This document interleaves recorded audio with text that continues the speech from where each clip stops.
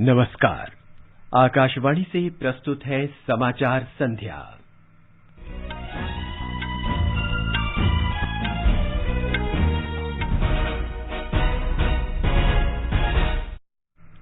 प्रधानमंत्री नरेंद्र मोदी और Abu Dhabi के शहजादे व्यापक आर्थिक साझेदारी समझौते को मजबूती प्रदान करने के लिए कल वर्चुअल शिखर सम्मेलन में शामिल होंगे। प्रधानमंत्री मोदी कल वीडियो कॉन्फ्रेंसिंग के माध्यम से महाराष्ट्र में 2 अतिरिक्त रेल लाइनों को राष्ट्र को समर्पित करेंगे। उत्तर प्रदेश विधानसभा के तीसरे चरण और पंजाब में एक ही चरण में होने वाले चुनावों के लिए प्रचार चरम पर। सरकार ने नीट एमडीएस 2022 की परीक्षा की तिथि 6 से 8 सप्ताह तक बढ़ाई। कर्नाटक सरकार ने शैक्षणिक संस्थानों में धार्मिक वेशभूषा पर प्रतिबंध लगाया। उच्चतम न्यायालय ने हरियाणा निवासियों के लिए निजी क्षेत्र की नौकरियों में 75% कोटा निर्धारित करने संबंधी हरियाणा उच्च न्यायालय का आदेश रद्द किया। भारत, यूक्रेन और रूस के बीच तनाव तत्काल कम करने के समर्थन में। भारत और वेस्टइंडीज के बीच 2020 श्रृंखला का दूसरा मैच कल कोलकाता के ईडन गार्डन्स में। और महिला क्रिकेट में भारत और न्यूजीलैंड के बीच तीसरा एकदिवसीय मैच कल क्वींसटाउन में।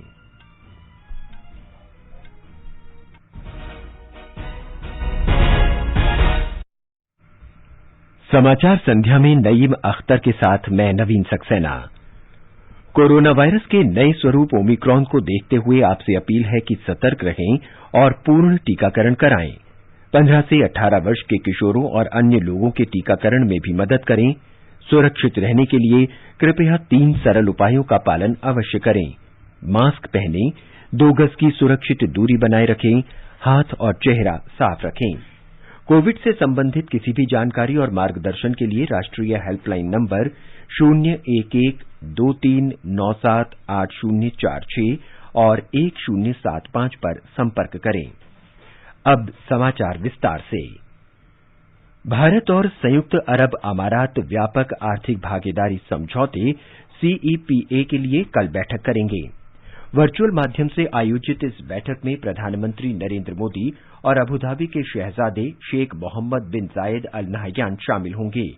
विदेश मंत्रालय ने शिखर सम्मेलन की घोषणा करते हुए कहा है कि सीईपीए के लिए वार्ता सितंबर 2021 में शुरू की गई थी और ये अब पूरी हो चुकी है।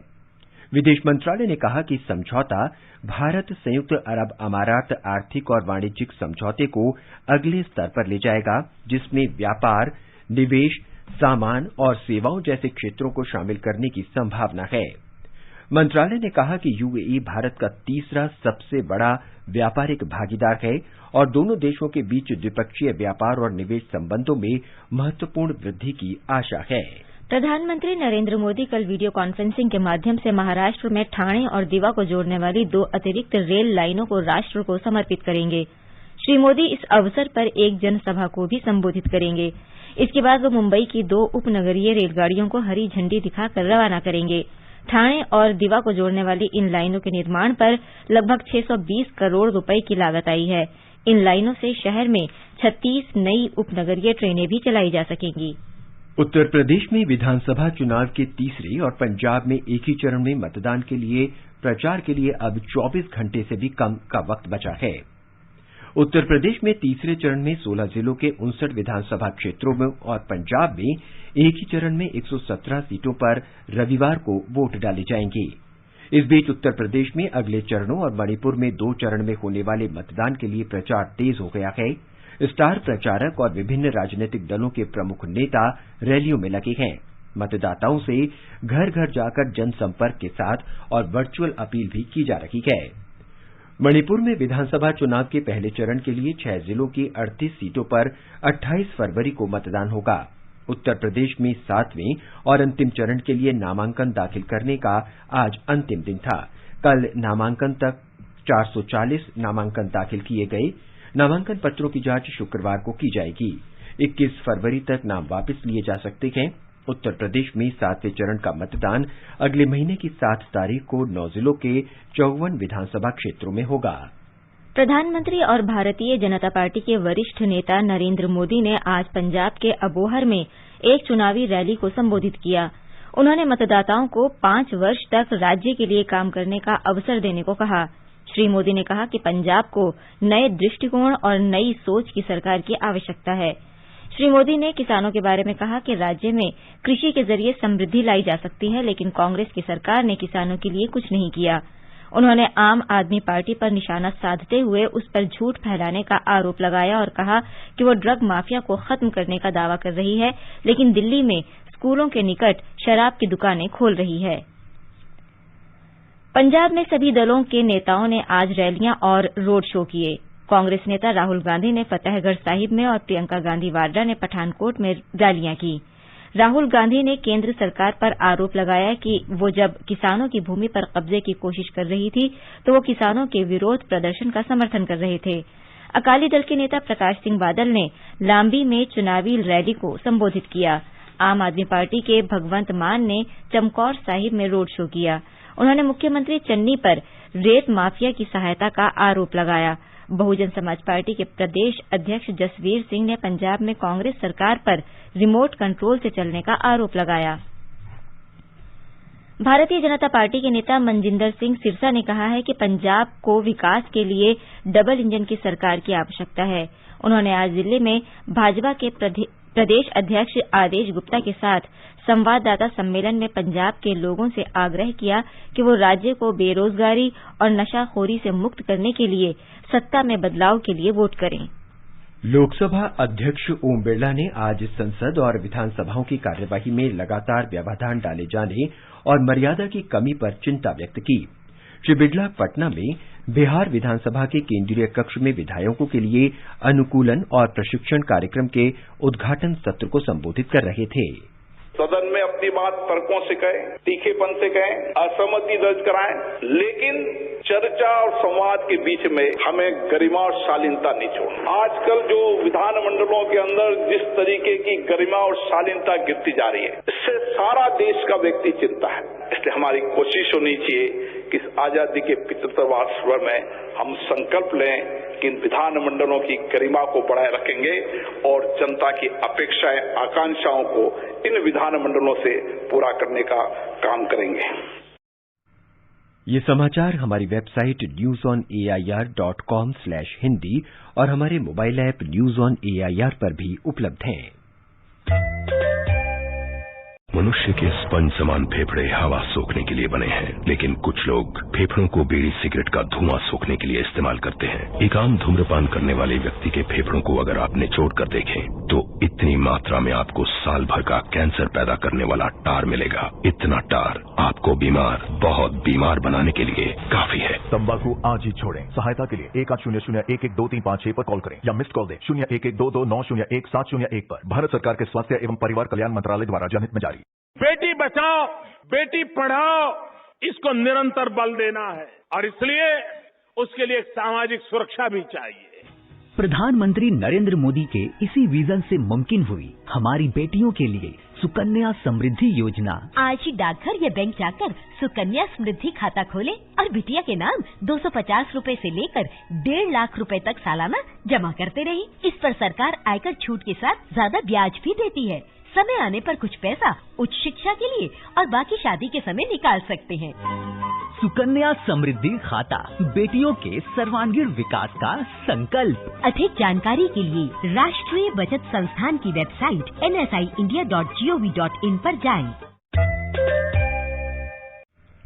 समाचार संध्या में आपका फिर स्वागत है। सरकार ने नीट एमडीएस 2022 की परीक्षा की तिथि 6 से 8 सप्ताह तक बढ़ा दी है। पहले ये परीक्षा अगले महीने की 6 तारीख को होनी थी। स्वास्थ्य मंत्रालय ने कहा है कि यूनाइटेड डॉक्टर फ्रंट एसोसिएशन और एमडीएस उम्मीदवारों से परीक्षा की तिथि आगे बढ़ाने के अनुरोध मिले थे। मंत्रालय ने बताया है कि एमडीएस पाठ्यक्रमों में प्रवेश की पात्रता के लिए अनिवार्य आवर्ती प्रशिक्षुता पूर्ण करने की अंतिम तिथि इस वर्ष 31 मार्च की बजाय 31 जुलाई कर दी गई है। स्वास्थ्य मंत्रालय ने भारत में कोविड के कारण मृत्यु दर आधिकारिक आंकड़ों से बहुत अधिक होने और वास्तविक संख्या कम करके आंकने की खबरों पर आज स्पष्टीकरण देते हुए कहा कि ये पूरी तरह से निराधार है। मंत्रालय ने कहा कि ये खबरें तथ्यों पर आधारित नहीं हैं। ऐसी खबरें एक प्रकाशित शोध पत्र पर आधारित थीं। राष्ट्रव्यापी कोविड टीकाकरण अभियान के अंतर्गत अब तक 174 करोड़ 24 लाख से अधिक टीके लगाए जा चुके हैं। कल 34,57,000 से अधिक टीके लगाए गए। इस दौरान 30,757 लोगों में कोरोना संक्रमण की पुष्टि हुई, जबकि 67,538 कोविड रोगी स्वस्थ हुए। स्वस्थ होने की दर 98.03% हो गई है। दिल्ली विश्वविद्यालय के सभी कॉलेज आज से खुल गए। इन कॉलेजों और संस्थानों में 2 साल के बाद फिर से कक्षाएं शुरू हुई। कोविड महामारी की वजह से मार्च 2020 से विश्वविद्यालय के सभी कॉलेजों और शिक्षण संस्थाओं को बंद कर दिया गया था। हरियाणा सरकार ने कोविड से संबंधित सभी प्रतिबंध हटा लिए हैं। राज्य आपदा प्रबंधन प्राधिकरण की कार्यकारी समिति के मुख्य सचिव सह अध्यक्ष संजीव कौशल ने आदेश जारी कर लोगों से सुरक्षित दूरी बनाए रखने और मास्क पहनने सहित सभी कोविड मानदंडों का सख्ती से पालन करने को कहा है। केरल सरकार ने कोविड मामलों में कमी को देखते हुए सरकारी और निजी संस्थानों में वर्क फ्रॉम होम सिस्टम वापस ले लिया है। कल जारी एक आदेश में गर्भवती महिलाओं और गंभीर बीमारियों से पीड़ित कर्मचारियों को दी जाने वाली वर्क फ्रॉम होम सुविधा को तत्काल प्रभाव से समाप्त कर दिया गया। कर्नाटक सरकार ने आज शैक्षणिक संस्थानों में किसी भी धार्मिक वेशभूषा को प्रतिबंधित करने का एक परिपत्र जारी किया है। उच्च न्यायालय के 10 फरवरी के आदेश के अनुसार परिपत्र में कक्षा में भगवा शॉल, स्कार्फ, हिजाब, धार्मिक झंडे या इस तरह के अन्य सामानों को ले जाने पर प्रतिबंध लगा दिया गया है।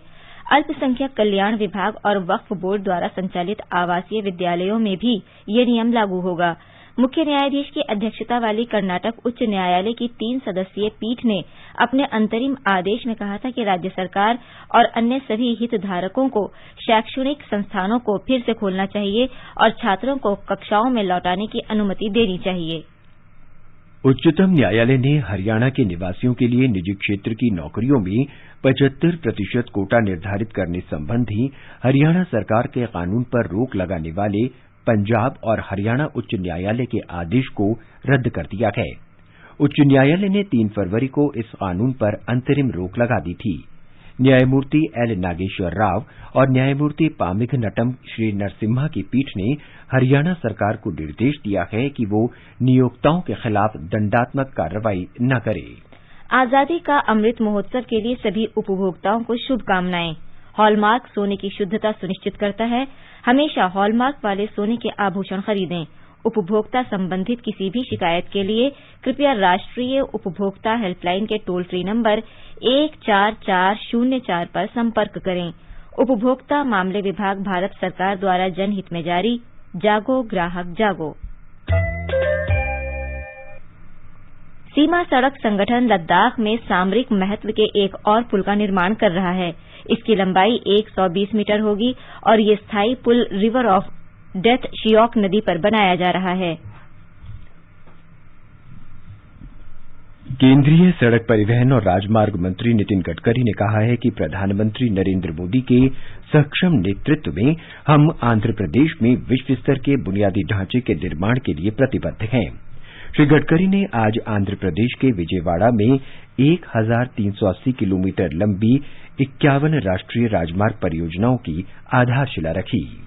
आवास और शहरी कार्य मंत्रालय के सचिव मनोज जोशी ने आज लाभार्थियों से रूबरू के तहत एक वर्चुअल वार्ता की अध्यक्षता की। वार्ता सत्र के दौरान श्री जोशी ने इस योजना से लाभान्वित हुए असम, झारखंड और केरल के लोगों से बातचीत की।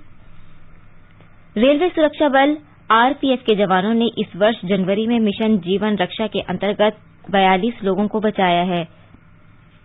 रेल मंत्रालय ने कहा कि आरपीएफ के जवान विभिन्न रेलवे स्टेशनों पर चलती रेलगाड़ियों के नीचे आने से लोगों की जान बचा रहे हैं। महिला यात्रियों को बेहतर सुरक्षा प्रदान करने के लिए कोड नाम महिला सुरक्षा के अंतर्गत कई नई पहल की गई। केंद्रीय जहाजरानी मंत्री सर्बानंद सोनोवाल ने आज मुंबई में अपनी किस्म की पहली वाटर टैक्सी सर्विस का उद्घाटन किया। हमारे संवाददाता ने बताया है कि इस सेवा में केटामारन किस्म की बोट भी शामिल है जो 56 यात्रियों को एक साथ ले जा सकती है।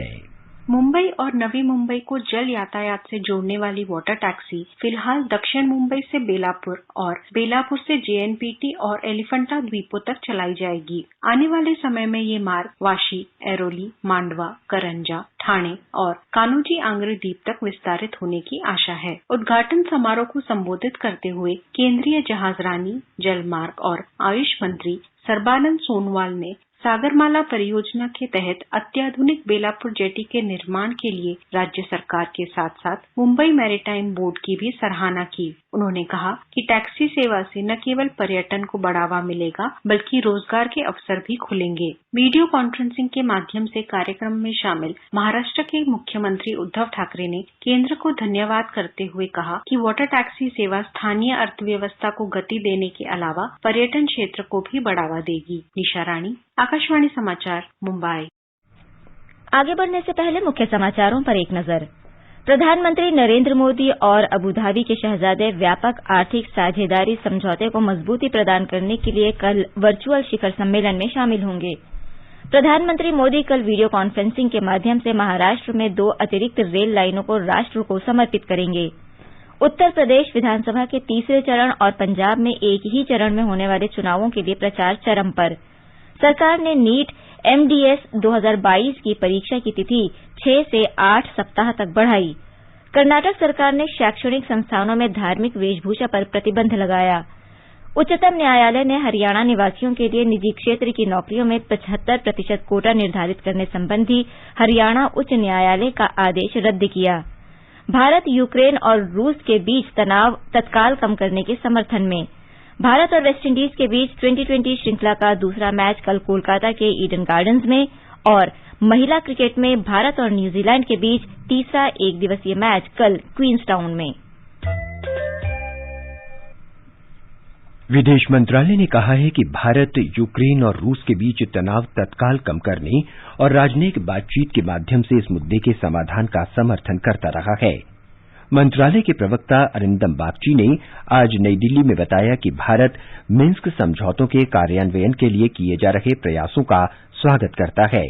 श्री बागची ने कहा कि यूक्रेन में भारतीय दूतावास वहां के घटनाक्रम पर नजर बनाए हुए है, परामर्श जारी किए गए हैं और नियंत्रण कक्ष स्थापित किए गए हैं। प्रवक्ता ने बताया कि दूतावास सामान्य रूप से काम कर रहा है और भारतीय नागरिकों को सेवाएं प्रदान कर रहा है। उन्होंने बताया कि भारतीय नागरिकों की निकासी पर कोई निर्णय नहीं लिया गया है। To evacuation, I don't think any decision on evacuation has been taken. Our embassy continues to function normally and provide services to Indian nationals in Ukraine. As the advisory said, those who are non-essential activities, perhaps we request them to leave as well as not undertake non-essential travel. But as I said, flights are operational. The embassy is normal. Our embassy is in touch with the students. So I think that's how we're looking at it. We continue to monitor the situation on the ground, and we will take further steps if required, depending on how the situation evolves. नागर विमानन मंत्रालय ने Ukraine और भारत के बीच उड़ानों पर लगा प्रतिबंध हटा दिया है। मंत्रालय ने कहा है कि अब से दोनों देशों के बीच चार्टर्ड, एयर बबल और सामान्य सभी तरह की उड़ानों को अनुमति दे दी गई है। रूस ने कहा है कि यूक्रेन पर हमले की खबरें मात्र प्रचार हैं। यूक्रेन की सीमा के पास रूस की सेना की मौजूदगी सामान्य प्रक्रिया का हिस्सा है। संयुक्त राष्ट्र में रूस के उप राजदूत दमित्री पोलियांस्की ने एक समाचार चैनल को बताया कि यदि रूस पर हमला नहीं किया जाता या उसे भड़काया नहीं जाता तो वह लड़ाई शुरू नहीं करेगा। विदेश मंत्रालय ने आज कहा कि भारत कनाडा में जारी नाकेबंदी और विरोध प्रदर्शन के घटनाक्रम पर नजर बनाए हुए है। नई दिल्ली में आज विदेश मंत्रालय के प्रवक्ता अरिंदम बागची ने कहा कि भारत को जानकारी मिली है कि कनाडा सरकार ने आपातकालीन अधिनियम लागू कर दिया है। और अब कुछ खेल जगत की खबरें। भारत और वेस्टइंडीज के बीच दूसरा 2020 क्रिकेट मैच कल कोलकाता के ईडन गार्डन्स में खेला जाएगा। पहला मैच जीतकर भारतीय टीम ने 3 मैचों की श्रृंखला में 1-0 की बढ़त बना ली है। पहले मैच में चोटिल हुए दीपक चाहर और वेंकटेश अय्यर पर कल का मैच खेलने को लेकर संशय बना हुआ है। मैच शाम 7 बजे से शुरू होगा। महिला क्रिकेट में भारत और न्यूजीलैंड के बीच 5 एकदिवसीय अंतर्राष्ट्रीय मैचों की श्रृंखला का तीसरा मैच कल खेला जाएगा। शुरुआती 2 मैच हारने के बाद श्रृंखला में बने रहने के लिए भारतीय टीम के लिए ये करो या मरो का मुकाबला होगा। स्मृति मंधाना, रेणुका सिंह और मेघना सिंह ने विस्तारित क्वारंटीन पूरा कर लिया है और इस मैच के लिए उपलब्ध होंगी। आजादी का अमृत महोत्सव के अंतर्गत आइए अब सुनते हैं आकाशवाणी की विशेष प्रस्तुति आजादी का सफर। आजादी का अमृत महोत्सव।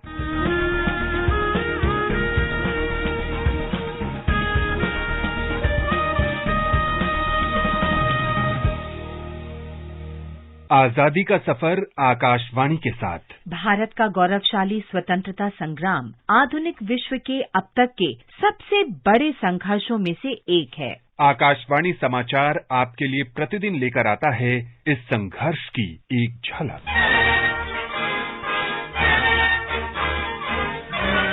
17 फरवरी 1931 को महात्मा गांधी ने ब्रिटिश वायसरॉय लॉर्ड इरविन से वायसरॉय के आवास पर मुलाकात की। उन्होंने गांधी जी को चाय की पेशकश की, लेकिन उन्होंने चाय पीने से मना कर दिया और कहा कि वो एक गिलास नींबू पानी लेना पसंद करेंगे। बताते हैं कि गांधी जी तभी दांडी मार्च और नमक सत्याग्रह के कारण गिरफ्तार किए जाने के बाद जेल से छूटे थे, इसलिए वे नमक की पुड़िया साथ लेकर गए थे और नींबू पानी में उन्होंने अपना बनाया हुआ नमक ही डाला था।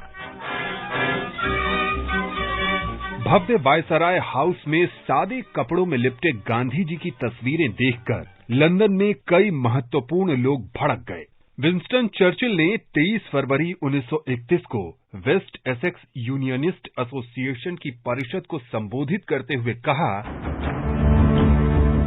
सविनय अवज्ञा के उग्र अभियान का संचालन कर रहे इस देशद्रोही फकीर का वाइस रेगल पैलेस की सीढ़ियां चढ़ना चिंताजनक है।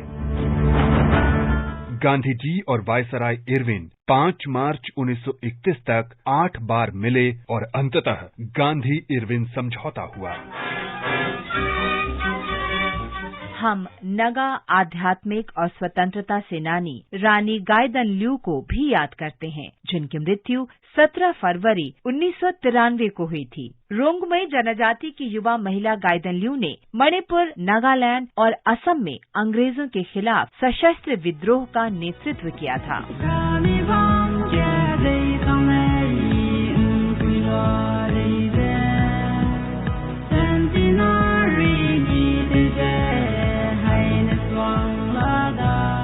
रानी गाइडन ल्यू का जन्म 26 जनवरी 1915 को मणिपुर के वर्तमान तामेंगलोंग जिले में हुआ था। 1927 में 13 साल की उम्र में गाइडन ल्यू अपने भाई हैपो जादो नांग के साथ हेराका आंदोलन में शामिल हो गईं। इस आंदोलन का उद्देश्य नगा जनजातीय धर्म को पुनर्जीवित करना और ब्रिटिश शासन को समाप्त कर नगा लोगों के शासन की स्थापना करना था। 1932 में सिर्फ 16 साल की आयु में अंग्रेजों ने उन्हें गिरफ्तार कर लिया और आजीवन कारावास की सजा सुनाई। 1932 और 1947 के बीच इस नगा स्वतंत्रता सेनानी को पूर्वोत्तर भारत की कई जेलों में रखा गया था।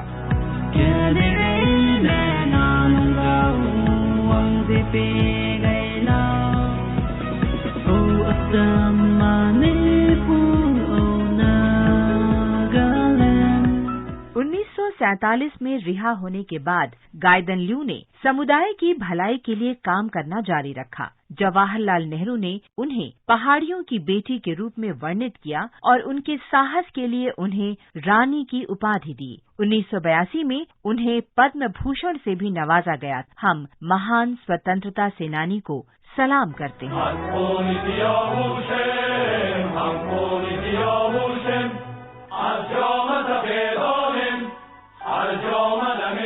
हम स्वतंत्रता सेनानी और सामाजिक कार्यकर्ता पेरिन बेन कैप्टन को भी याद करते हैं, जो प्रसिद्ध भारतीय बुद्धिजीवी और नेता दादा भाई नौरोजी की पूती थीं।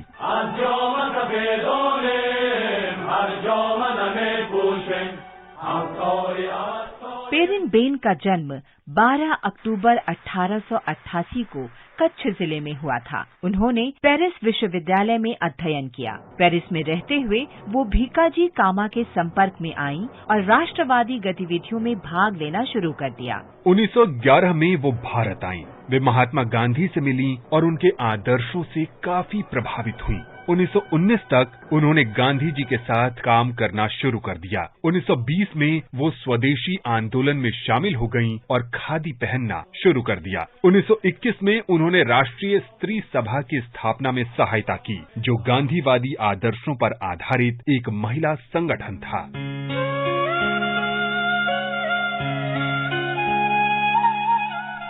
पेरिन ने भारतीय राष्ट्रीय कांग्रेस की कई परिषदों में कार्य किया। वे 1930 में बॉम्बे प्रांतीय कांग्रेस कमेटी की पहली महिला अध्यक्ष बनी। उन्होंने सविनय अवज्ञा आंदोलन में भाग लिया और उन्हें जेल में डाल दिया गया। 1930 के दशक में जब गांधी सेवा सेना का पुनर्गठन किया गया तो उन्हें इसकी मानद महासचिव बनाया गया। 1958 में मृत्यु तक वे इस पद पर रहीं। इस महान स्वतंत्रता सेनानी को आकाशवाणी का नमन।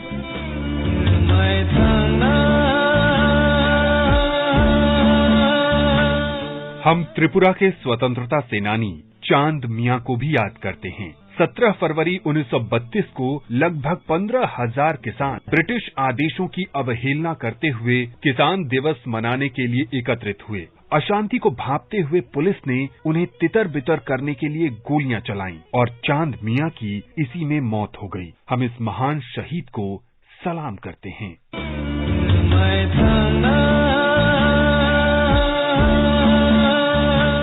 इसके साथ ही आजादी का सफर आकाशवाणी समाचार के संग श्रृंखला का ये अंक समाप्त हुआ। मिलते हैं कल अगली कड़ी में।